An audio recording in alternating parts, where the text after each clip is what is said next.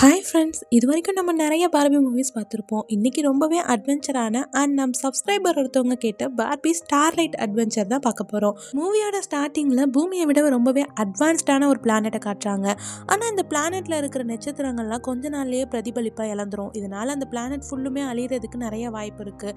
ஆனால் இந்த பிளானட்டை காப்பாற்றுறதுக்கு கண்டிப்பாக ஒருத்தவங்க வருவாங்கன்னு முன்னோர்கள் சொல்லியிருக்காங்க. அதே நேரத்தில் இந்த நாட்டோட ராஜாவையும் காட்டுறாங்க. அவர் அது கண்டிப்பாக நான் தான் அப்படின்னு நினச்சிக்கிட்டு நிறைய முயற்சி பண்ணியிருக்காரு. ஆனால் எதுலையுமே ஜெயிச்சது கிடையாது. இப்போ கடைசியாக ஒரு முயற்சியாக ஒரு குரூப்பை ஃபார்ம் பண்ணலான்னு டிசைட் பண்ணுறாரு. ஸோ அதுக்கான இன்விடேஷனை மற்ற பக்கத்து கிரகங்களுக்கும் அனுப்பி வைக்கிறாரு. ஸோ அந்த இன்விடேஷன் மற்ற பிளானட்ஸ் எல்லாத்துக்குமே போய் சேருது. அங்கே கட் பண்ண அடர்ந்த காட்டுக்குள்ள ஒரு சூப்பரான ஹம்மிங் மியூசிக்கோட நம்ம ஹீரோயின் பார்பியை தான் இன்ட்ரடியூஸ் பண்ணுறாங்க. அவள் அங்கே இருக்கிற பறவைகள் விலங்குகள் கூடலாம் தன்னோட டெலிபதி பவர் மூலயமா பேசிக்கிட்டு இருக்கா.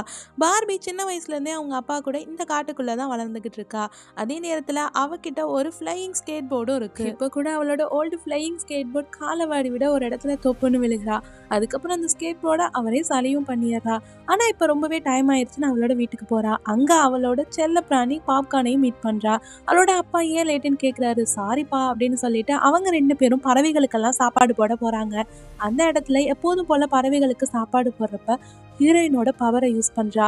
மைண்ட் ஃபுல்லாக கண்ட்ரோல் பண்ணி டெலிபதி மூலயமா பறவைகள்கிட்ட பேசுகிறா. இந்த சீன் ரொம்பவே சூப்பராக இருக்கும்.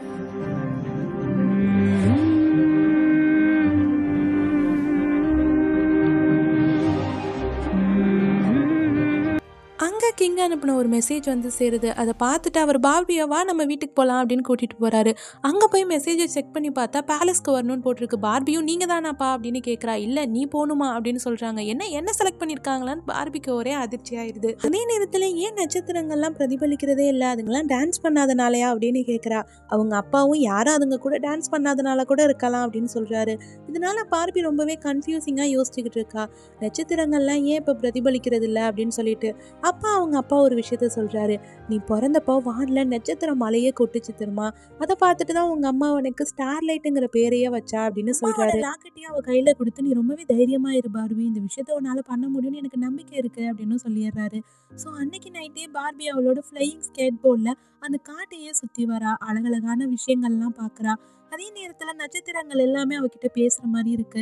இந்த நட்சத்திரங்கள் எல்லாத்தையும் காப்பாற்றணும் அப்படிங்கிற முடிவையும் பார்பி அப்போ தான் எடுக்கிறா. நெக்ஸ்ட் சீன்லேயே பார்பி கிளம்பி கிங்கோட கேஸ்டலுக்கு வந்துடுறா. அங்கே அவளோட அப்பா பார்பியோட பாப்கார்னையும் அண்ட் நியூ ஒரு ஃப்ளையிங் ஸ்கேட் போர்டையும் வாங்கி அவளுக்கு கொடுக்குறாரு. கொடுத்துட்டு அவர் அங்கேருந்து கிளம்பிடுறாரு. ஆனால் பார்பிக்கு தான் யார்கிட்ட பேசுறது என்ன ஏதுன்னு எதுவுமே தெரில. அப்படியே அவள் சுற்றி முற்றி பார்த்துக்கிட்டு இருக்கப்ப அங்கே ஒரு பையனை மீட் பண்ணுறா.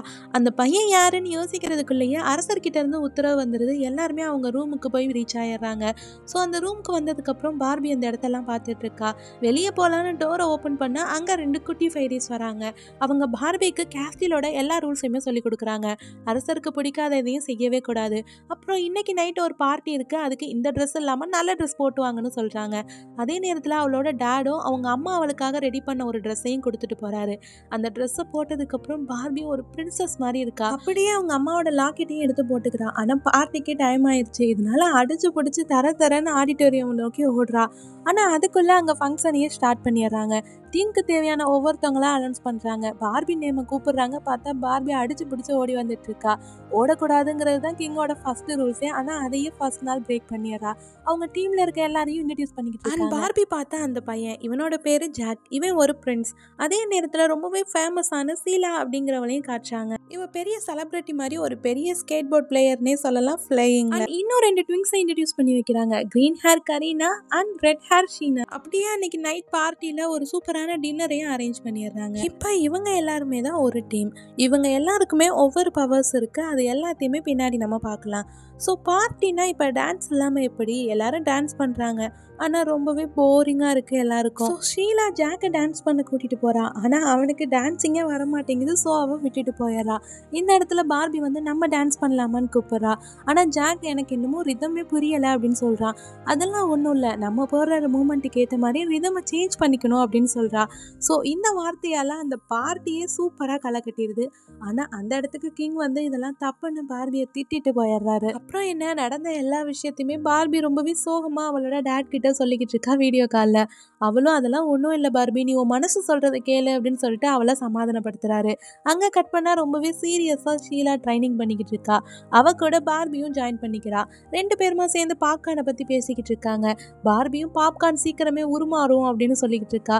இப்படியே அவங்க 2 பேரும் பேசிட்டு நைட்டு தூங்கவும் போயிடுறாங்க. ஸோ நெக்ஸ்ட் டே மார்னிங் தூங்கி எழுந்திரிச்சு ஃபர்ஸ்ட் டே ட்ரைனிங்க்கு ரொம்பவே லேட்டாக பார்பி போகிறா. கிங்கும் அவளை திட்டிக்கிட்டு இருக்காரு வழக்கம் போல். அப்புறம் எல்லா ரூல்ஸையுமே அவங்களுக்கு சொல்லிக்கிட்டு இருக்காரு. ஸ்டார்ஸை பிரகாசிக்க வைக்க யார் யார் என்னென்ன ரோல் பண்ணணும் அப்படிங்கிற எல்லா விதிமுறைகளையும் சொல்லி கொடுக்குறாரு. அதே நேரத்தில் அவங்களுக்கான ட்ரைனிங்கையும் அங்கே ஸ்டார்ட் பண்ணுறாரு. ஸோ பார்பிக்கு டெலிபதி பவர் இருக்குது. அண்ட் ஷீலா ரொம்பவே ஃபேமஸான ஃப்ளையர்.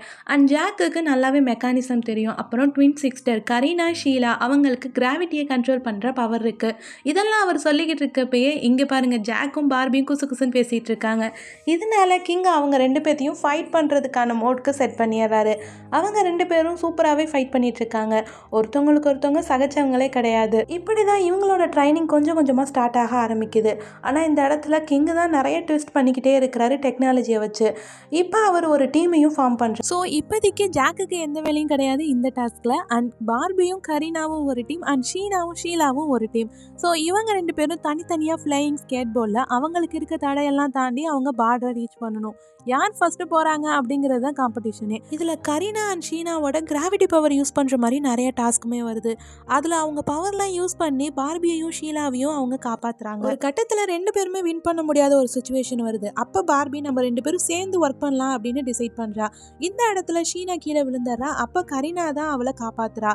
இவங்க 2 பேரும் அந்த இடத்துலயே நின்றுக்கவும் பார்பியும் ஷீலாவும் அவங்களோட காம்படிஷனை ஸ்டார்ட் பண்ணுறாங்க. ஃபைனலாக ஒரு சுவரில் மோதுற மாதிரி ஷீலா போயிடுறா. ஆனால் அந்த இடத்துல பார்பி தான் அவளோட டெலிபதி பவரை யூஸ் பண்ணி ஷீலாவை காப்பாத்துறா. பட் ஒரு சின்ன மிஸ்டேக்கால அவங்க அந்த இடத்துல தவறி கீழே விழுந்துடுறாங்க. இதனால கரீனா கரெக்டாக பார்பி கிட்ட விழுந்து அவ வின் பண்ணிடுறா. ஸோ பார்பி தோற்று போயிடுறா. ஆனாலும் பார்பி சந்தோஷம் தான் படுறா. அங்கே கட் பண்ணால் அவங்க ஒர்க் அவுட் பண்ணுற இடத்துல ஷீலாவை பார்பி மீட் பண்ணுறா. அந்த இடத்துல ஷீலா பார்பிக்கு தேங்க்ஸ் சொல்கிறா. பார்பியும் இட்ஸ் ஓகே அப்படின்னு சொல்லிடுறா. ஷீலா அந்த இடத்துல இருந்து மறைஞ்சு போயிடுறா. அப்போதைக்கு பாப்கார்னை காட்டுறாங்க. பார்த்தா டக்குன்னு பாப்கார்ன் அந்த இடத்துல உருமாறிடுது. ஓ, அழகான ஒரு குட்டி பூனை. ஆனால் இப்போ என்ன பிரச்சனைனா பாப்கார்னால் பறக்க முடியாது பழைய மாதிரி. அதுவும் பறக்க எவ்வளவோ ட்ரை பண்ணுது, பட் கீழே விழுந்துருது. அதனால அந்த 2 குட்டி ஃபைரிஸோட சேர்ந்து பாப்கார்னுக்கு ஒரு சூப்பரான கேட்சத்தை ரெடி பண்ணி அதை பறக்கவும் வச்சிடறா நம்ம பார்பி. ஆனால் அங்கே பாப்கார்ன் பண்ண சின்ன தப்பால கிங்கோட ரூல்ஸை திரும்பவும் பார்பி பிரேக் பண்ணுற மாதிரி ஆயிடுது. கிங்க கிட்டையும் அவ மாட்டிக்கிறா. So next day morning Barbie and அவங்க டீமுக்கான ஒரு ஃபைனல் டாஸ்க்கும் ரெடி ஆகுது. அது வேற ஒரு பிளானட்டுக்கு போயிட்டு ஸ்டார் கேன் அப்படிங்கிற ஒரு அனிமலை அவங்க பிடிச்சிட்டு வரணும். இதுதான் அவங்களுக்கான டாஸ்க். ஸோ அதுக்காக அவங்களுக்குன்னே ரெடி பண்ண பிரத்யேகமான ஷிப்பில் அவங்க ரெடி ஆகிட்டு அந்த வேற ஒரு பிளான்ட்டுக்கும் போயிடுறாங்க. அந்த பிளான்ட்டில் போயிட்டு சேஃபாகவும் தரையிறங்கிடுறாங்க. ஸோ எல்லா டீம் மெம்பர்ஸுமே கீழே இறங்கிட்டு இப்போ அந்த ஸ்டார் கேன் அனிமலை நம்ம எங்கே மீட் பண்ணலான்னு யோசிச்சுக்கிட்டு இருக்காங்க. ஆனால் இதுக்கு பொறியா நம்ம ஜாக்கே வச்சிடலான்னு கரீனாவும் ரீனாவும் சொல்லி பேசிக்கிட்டு இருக்காங்க. அந்த இடத்துக்கு கரெக்டாக ஸ்டார் கேன் அனிமலும் வந்துடுது. அந்த அனிமலை பார்த்தோன்னே பார்பிக்கு ஒரு விஷயம் புரியுது. என்னன்னா அந்த அனிமலுக்கு மியூசிக்னா ரொம்பவே பிடிக்குது அப்படின்னு சொல்லிட்டு அதுவும் இசைக்கேற்ற மாதிரியே தாளம் போட்டு ஸ்டெப்ஸையும் போட ஆரம்பிக்குது. அதை கண்ட்ரோல் பண்ணிட்டு அதுக்கிட்ட பேச ஸ்டார்ட் பண்ணுறா பார்பி. இந்த டைமை கரெக்டாக யூஸ் பண்ணிக்கிட்டு ஷீலா, கரீனா, ஷீனா 3 பேருமே அதை அடைச்சிட்றாங்க. ஆனால் இந்த விஷயம் பார்பிக்கு கொஞ்சம் கூட பிடிக்கவே இல்லை. அதனால அவளோட டெலிபதி பவரை யூஸ் பண்ணி அதை ரிலீஸ் பண்ணிடுறா. இதனால மற்ற டீம் மெம்பர்ஸ் எல்லாருமே அரசர்கிட்ட போய் நிற்கிறாங்க. பட் பார்பி அரசர்கிட்ட நீங்கள் சூளை அடைச்சி வைக்க தானே ஸ்டார் கேனை பிடிக்க சொன்னீங்க, அதனால தான் நான் அதை ரிலீஸ் பண்ணேன் அப்படின்னு சொல்கிறா. ஆனால் அரசர் ரொம்பவே கோபமாக நம்மளோட ப்ராஜெக்ட்காக தான் நான் அதை பிடிக்க சொன்னேன், அது நமக்கு ரொம்ப, ஆனால் நான் சொன்னதை நீ கேட்கவே இல்லை, அதனால நீ தயவு செஞ்சு இந்த டீமை விட்டு வெளியில் போயிரு அப்படின்னு சொல்கிறாரு. இதனால பார்பி அங்கேருந்து அழுதுகிட்டே போயிடுறா. மற்ற டீம் மெம்பர்ஸ் எல்லாரும் அவளுக்காக பேசுகிறாங்க. ஆனால் அரசர் கேட்குற மாதிரி தெரில.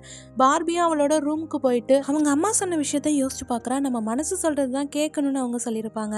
அதனால அவள் ஃப்ளையிங் ஸ்கேட் போர்டில் வானத்தை நோக்கி பறந்து தன்னோட டெலிபதி பவரை யூஸ் பண்ணுறா. அங்கே கட் பண்ணால் கிங்கை தான் காட்டுறாங்க. அவர்கிட்ட பேசுகிறதுக்காக அங்கே ஷீலா வந்திருக்கா. அவள் அவர்கிட்ட என்ன சொல்கிறா அப்படின்னா, கண்டிப்பாக பார்பி இந்த எங்கள் டீமுக்கு வேணும், அவள் தான் எங்கள் எல்லாரையுமே டீமாகவே ஒன்று சேர்த்துருக்கா அப்படிங்கிற விஷயத்த சொல்கிறா. அதை பற்றி அவர் யோசிச்சுக்கிட்டு இருக்கப்பீங்க அந்த இடத்துக்கு பார்பி வந்துடுறா. அவள் என்ன சொல்கிறான்னா, நான் தான் ஸ்டார் கேனை பறக்க வச்சேன், ஏன்னா அதை நம்ம அடிமைப்படுத்தணும் அப்படிங்கிறத நான் விரும்பலை, நம்ம அதுக்கிட்ட ஹெல்ப் கேட்போம், நமக்கு தேவையான ஹெல்ப்பை கேட்போம் அப்படின்னு சொல்கிறா. ஸோ இதனால கிங் அவளை திரும்பவும் டீமில் சேர்த்துக்கிறாரு. அண்ட் அவளை டீம் லீடராகவும் ஆக்கிறாரு. அன்னைக்கு அன்னைக்கு நைட்டு டீம் மெம்பர்ஸ் எல்லாரும் பேசிக்கிட்டு இருக்காங்க. அப்போ பார்பி ஒரு சூப்பரான மியூசிக்கையும் ப்ளே பண்ணுறா. எல்லாருமே ரொம்பவே பயப்படுறாங்க. ஏன்னா நாளைக்கு அவங்களோட ப்ராஜெக்ட் ஸ்டார்ட் ஆகுது. இது சக்ஸஸ்ஃபுல்லாக முடித்தா இந்த பிரபஞ்சத்தையே அவங்க காப்பாற்றிடலாம். அங்கே கட் பண்ணி நெக்ஸ்ட் டே மார்னிங் காட்டுறாங்க. எல்லாருமே பிரபஞ்சத்தை காப்பாற்றுற ப்ராஜெக்ட்டுக்கு கிளம்பி போகிறாங்க. அவங்களோட ஸ்பேஸ்ஷிப்பையும் எடுத்து கிளம்பிடுறாங்க. அவங்களுக்கு துணையாக ஸ்டார் கேனும் போகுது. கூடவே பார்பி அவளோட செல்லக்குட்டியான பாப்கார்னையும் கூட கூட்டிக்கிட்டே தான் போகிறா. இப்போ அவங்க வேற ஒரு பிளான்ட்டுக்கு போய்கிட்டு இருக்காங்க. ஆனால் அங்கே ஃபுல்லுமே எலக்ட்ரிசிட்டி இருக்குது. இந்த எலக்ட்ரிசிட்டியிலேருந்து அவங்க எல்லாரையுமே காப்பாற்றி ஸ்டார் கேன் தான் அந்த பக்கத்து கூட்டிகிட்டு போகுது. ஸோ அவங்க இன்னொரு பிளானெட்டுக்கு போய் சக்ஸஸ்ஃபுல்லாக ரீச் ஆகிடுறாங்க. அந்த பிளானெட்டுக்கு போனதுக்கப்புறம் அங்கேருந்து கொஞ்சம் தூரம் அவங்க நடந்து போகிற மாதிரி இருக்குது. ஸோ இதில் ஸ்பேஸ் இப்போ சேஃபாக தரையிறங்குறதுக்கான எல்லா பிளானிங்கையும் ஜாக் பார்த்துக்கிட்டு இருக்கான். பார்பி தான் அவங்க எல்லாத்தையுமே வழி நடத்துகிறா. இந்த படத்தில் விஷுவலைசேஷன் ரொம்பவே சூப்பராகவே இருக்கு. இப்போ எல்லா மெம்பர்ஸுமே தரையிறங்கி நடந்து போய்கிட்டே இருக்காங்க. அந்த இடத்துல நிறைய எலக்ட்ரிக் பால்ஸ் எல்லாம் இருக்கு. இப்போ இவங்க எல்லாரும் எடுத்துக்கிட்டு செகண்ட் டாக்ஸ். அதுபடி பார்த்தா ஷீனாவும் ஒரு டீம் அண்ட் பார்பியும் கரீனாவும் ஒரு டீம். இவங்க சேஃபாக அரசரை கூட்டிட்டு போறாங்க. அவன் ஜாக்கை கூட்டிட்டு போக தான் ஆளே இல்லை. நம்ம பாப்கார்ன் தான் அவனை சேஃபாக கூட்டிட்டு வருது.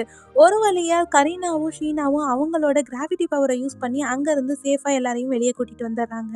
ஆனால் இதுக்கப்புறம் போக எந்த வழியுமே இல்லை. எந்த வழின்னு யோசிச்சுக்கிட்டு இருக்கப்ப தான் ஜாக் ஒரு பட்டனை பார்க்குறான். இதை நான் ப்ரெஸ் பண்ணவா அப்படின்னு கேட்குறான். அரசர் பண்ணாதடான்னு சொல்கிறாரு. ஆனால் அதை ப்ரெஸ் பண்ணிடுறான். அவங்க எல்லாருமே தபக்கடின்னு ஒரு குழிக்குள்ளே விழுந்துடுறாங்க. ஆனால் அந்த இடத்து ஃபுல்லாக தான் ஸ்டார்ஸ் இருக்குது. இதுதான் ஸ்டார்ஸை இயங்க வைக்கிற ஒரு முக்கியமான இடம். இந்த இடத்துல அரசரோட பிளானை ஒர்க் அவுட் பண்ணுறாரு. அதாவது அவர் ஒரு எலக்ட்ரிக்கல் டிவைஸை கொண்டு வந்திருக்காரு. அந்த டிவைஸ் எலக்ட்ரிசிட்டியை ரிலீஸ் பண்ணும். அந்த எலக்ட்ரிசிட்டி எல்லா ஸ்டார்ஸையுமே ஒன்றா கொண்டு வந்து அதுங்க எல்லாத்தையுமே திரும்பவும் பிரதிபலிக்க வைக்கும். ஆனால் அந்த எலக்ட்ரிசிட்டியை யூஸ் பண்ணதுக்கப்புறம் தான் நிலைமை இன்னுமே மோசமாயிருது.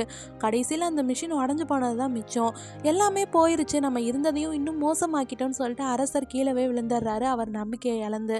ஆனால் அந்த இடத்துல ஒரு ஸ்டாரை எடுத்து பார்க்குறா பார்பி. அதுக்குள்ளே ஏதோ ஒரு இசை கேட்குது அப்படிங்கிறத உணர்றா.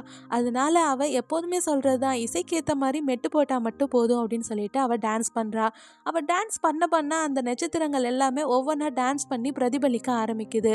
அந்த உலகத்துக்கே ஒரு புது வெளிச்சம் வந்துடுது. ஸோ இப்போ இந்த பிளானட்டை ஃபுல்லுமே பார்பி தான் சேவ் பண்ணியிருக்கா. இதனால எல்லாருமே ரொம்பவே தேங்க் பண்ணுறாங்க பார்பிக்கு. ஆனால் அரசர் நீ எதுவுமே யோசிச்சு பண்ண மாட்டியா அப்படின்னு சொன்னாலும் கூட பார்பிக்கு தேங்க்ஸ் சொல்கிறாரு கடைசியாக.